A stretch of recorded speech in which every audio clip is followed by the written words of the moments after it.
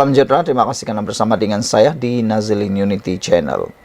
Keputusan RCI, siasatan diraja berkait dengan isu Pulau Batu Putih akhirnya keluar dan telah pun diwartakan. Anwar Ibrahim memberikan komen yang cukup lantang dan berani, yang kita fahami pastinya sedang merujuk kepada pengkhianat negara. Anwar Ibrahim kata, akibat cuai ataupun kerana cuai kendali isu Batu Putih, ianya pengkhianatan kepada negara. Perdana Menteri Datuk Seri Anwar Ibrahim menyifatkan kecuaian dalam mengendalikan isu Batu Putih adalah satu bentuk pengkhianatan kepada negara. Beliau berkata, biarpun kerajaan menerima keputusan Mahkamah Keadilan Antarabangsa ICJ, tiada negara di dunia ini yang ingin melepaskan mana-mana kuasa atau kawasan dengan mudah. Malah sanggup berperang untuk mempertahan sebuah wilayah kecil. Sebab itu, Kerajaan Madani setuju adakan Suruhanjaya Siasatan Diraja RCI untuk memutuskan apa yang sebenarnya berlaku.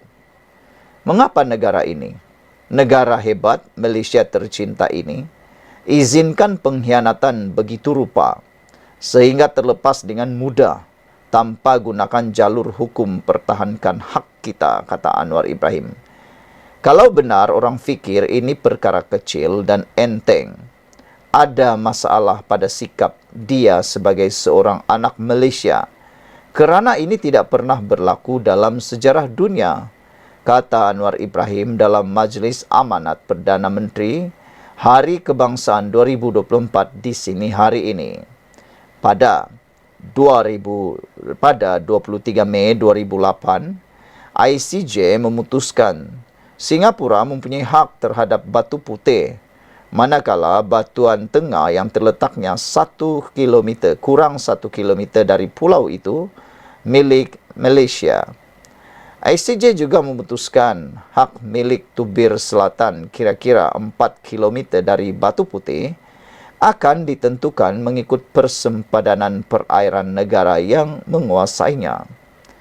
Mesyuarat Jemaah Menteri pada 24 Januari lepas bersetuju menubuhkan RCI bagi mengkaji pengendalian perkara berkaitan kes kedaulatan Batu Putih, Batuan Tengah dan Tubir Selatan. Semalam, Menteri di Jabatan Perdana Menteri Undang-Undang dan Reformasi Institusi, Datuk Seri Azalina Othman Said memaklumkan laporan RCI bagi mengkaji pengendalian perkara berkaitan kes kedaulatan Batu Putih, Batuan Tengah dan Tubir Selatan akan dibentang di Parlimen manakala syur-syur yang dikemukakan akan dibahas. Azalina berkata perkara itu diputuskan dalam mesyuarat Jemaah Menteri pada Rabu lepas dan laporan itu dibentangkan oleh pengerusi Suruhanjaya berkenan Tun Mad Raus Sharif yang juga bekas Ketua Hakim Negara. Anwar juga berkata perbahasan terbuka di Parlimen mengenai isu Batu Putih akan menjadi pengajaran kepada anak bangsa selain iktibar supaya tidak mengorbankan kepentingan negara. Kita akan izinkan perbahasan terbuka di Parlimen dan luar Parlimen untuk jadi pengajaran dan iktibar kepada anak-anak bangsa pada masa akan datang, bahawa negara ini terbentuk dengan pahit getir, keringat, air mata darah pejuang selama ratusan tahun lawan penjajah demi penjajah dan tidak boleh dikorbankan kepentingannya, kata beliau yang juga Menteri Kewangan. Beliau turut menitipkan nasihat kepada golongan muda agar sentiasa mempunyai semangat kemerdekaan dengan memperbanyak pembacaan dan mempelajari sejarah untuk terus mengangkat martabat negara. Seramai 7,000 orang hadir ke majlis itu yang diterajui Kementerian Perpaduan Negara dan turut diserikan dengan persembahan istimewa kanak-kanak tabika perpaduan yang berkisarkan elemen rukun negara serta bicara eksekutif kedaulatan negara, tanggungjawab bersama bagi mengimbau insiden Lahad Datu. Saudara-saudara sekalian, RCI Batu Putih telah pun keluar dan akhirnya kita akan ketahui apa sebenarnya yang berlaku. Nah, tunggu sekarang ialah apa jawaban Tun Mahathir terhadap isu ini. Jumpa lagi. Salam sejahtera, terima kasih karena bersama dengan saya di Nazilin Unity Channel. Jangan tohmah, fitnah institusi raja dalam isu politik. Itu titah Sultan Selangor. Siapa yang ditujukan oleh Sultan Selangor ini? Titah ini jelas bukan sekadar untuk pihak pembangkang, tetapi juga pihak kerajaan dan seluruh rakyat Malaysia. Isu 3R berkait raja, kaum tidak patut dijadikan politik. Isu raja dan kaum tidak patut dijadikan modal dalam kempen. Hal ini kerana ianya tidak membawa apa-apa keuntungan. Itu hanya merugikan ramai pihak. Pada pendapat saya secara pribadi, carilah modal kempen dalam kempen yang tidak menyentuh 3R. Masih banyak modal-modal lain yang boleh dikenakan, yang boleh dijual semasa kempen. Tapi biasalah, apabila sudah kehabisan modal, apabila sudah kehabisan isu, nak buruk-burukkan orang, nak fitnah orang, nak maki hamun orang, dah panik, tak boleh nak lakukan apa-apa lagi. Apalagi, ungkitlah perkara-perkara 3R. Itulah kebiasaannya. Tapi akhirnya, apa yang terjadi? Ada yang terima pada, kena akta hasutan. Awas, jangan sampai Anda kerugian. Bak kata Anwar Ibrahim, sudah terlanjur cakap, sila bertanggung jawab. Sudah terlanjur cakap, buruk padahnya dan tanggung akibatnya sendiri. Jangan salahkan orang. Ini balik-balik nak salahkan orang. Padahal, bak kata Fahmi Fazil, kerajaan tidak campur tangan dalam laporan kes-kes hasutan kebelakangan ini, semuanya kerana ada laporan polis. Bahkan ada satu kes hasutan melibatkan Muhyiddin Yassin, sehingga 300 laporan polis dibuat untuk isu, satu-satunya isu itu, termasuklah laporan polis daripada Istana Pahang sendiri. Hari ini kita digemparkan dengan titah Sultan Selangor sekali lagi. Sultan Sharifuddin Idris Shah menasihatkan fikiran rakyat tidak diracuni dengan unsur negatif terutama dalam isu 3R. Sultan Selangor menegaskan institusi raja tidak sepatutnya diheret dengan tohmahan dan fitnah berkaitan isu politik. Sultan Sharifuddin Idris Shah menasihatkan pihak tertentu tidak meracun fikiran rakyat dengan unsur negatif terutama isu 3R, kaum, agama dan raja. Dalam menegakkan pemerintahan berkonsepkan demokrasi berparlimen dan raja berperlembagaan. Institusi raja tidak sepatutnya diheret dengan tohmahan dan fitnah yang berkaitan dengan isu-isu politik. Institusi raja adalah above politik, di atas politik. Oleh sebab itulah, sebarang bentuk teguran dan kritikan terhadap pemerintah serta institusi raja seharusnya disalurkan melalui saluran betul dan dilaksanakan secara berhemah. Titahnya sempena sambutan Hari Kebangsaan. Sultan Sharifuddin bertitah budaya negatif itu masih diamalkan sebagian daripada pemimpin dan ahli politik di sebalik kekerapan baginda memberi nasihat berhubung perkara terbabit. Beta tidak akan jemu untuk terus menasihati seluruh rakyat agar sentiasa memupuk semangat perpaduan yang tinggi di kalangan masyarakat titah baginda lagi. Segala perbezaan antara kaum, agama dan fahaman politik janganlah dijadikan penghalang bagi rakyat Malaysia memberikan taat setia kepada negara titah baginda.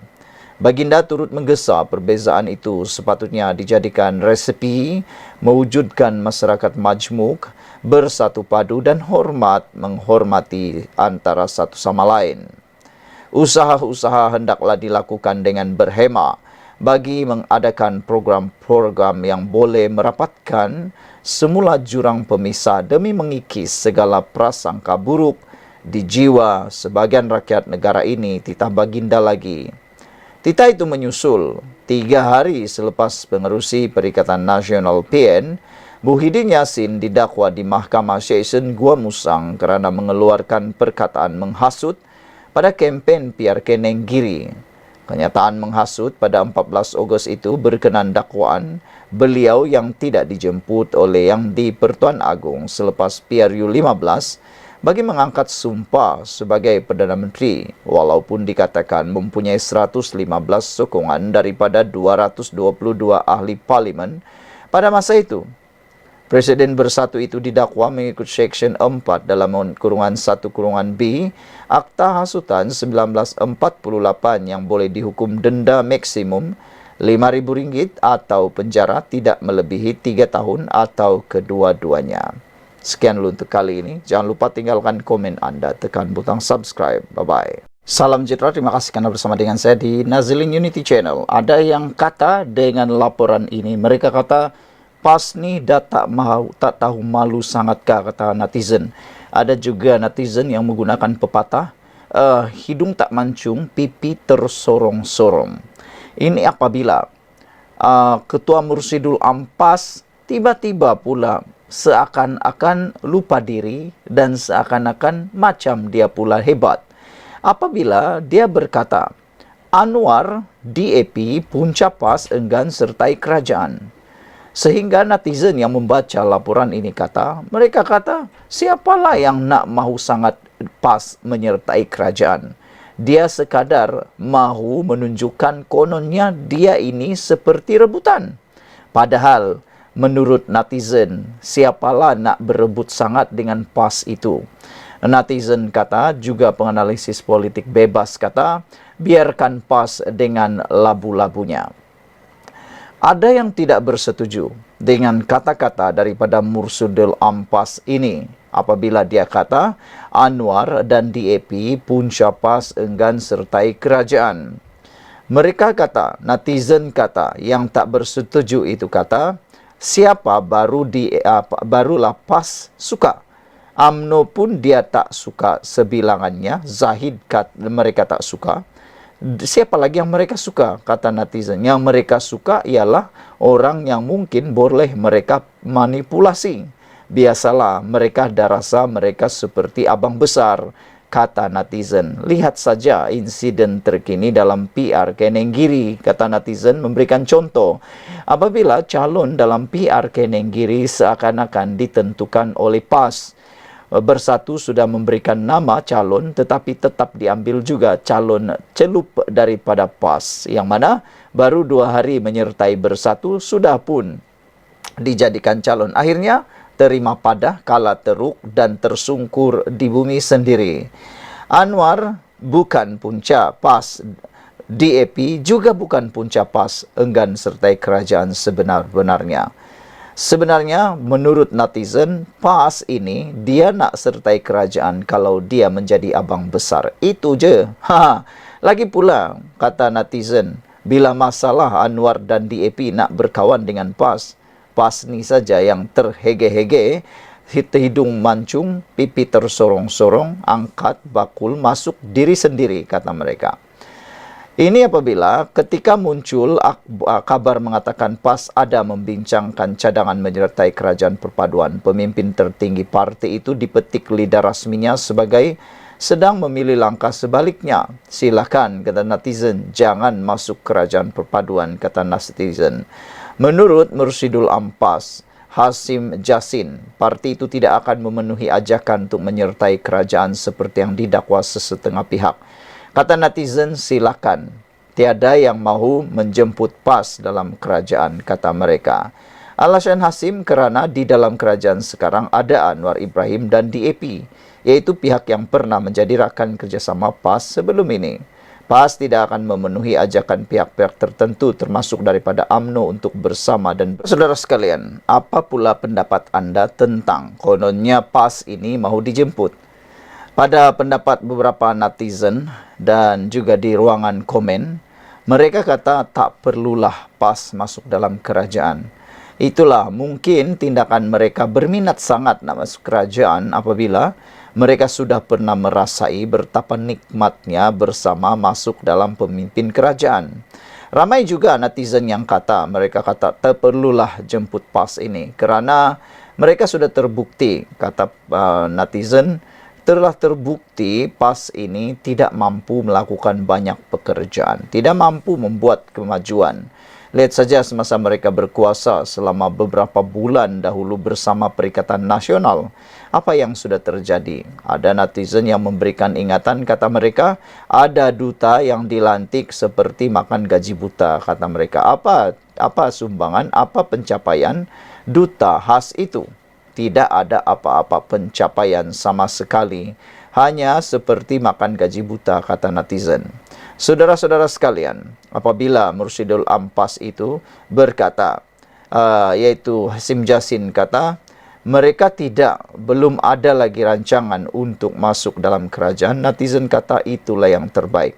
Biarkan Anda terus jadi pembangkang, dan kalau ada rezeki mungkin menang pilihan raya, barulah bentuk kerajaan sendiri.